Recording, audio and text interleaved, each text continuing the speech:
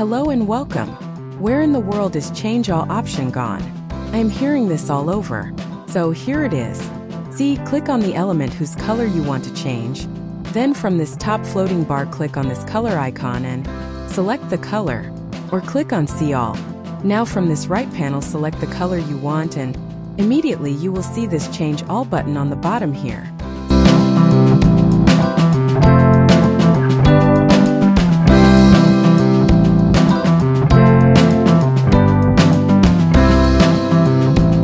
Similarly for fonts, see, click on the text whose font you want to change. Then from this top floating bar, click on Fonts and select the font, or click on See All. Now from this right panel, select the font you want and immediately you will see this Change All button on the bottom here.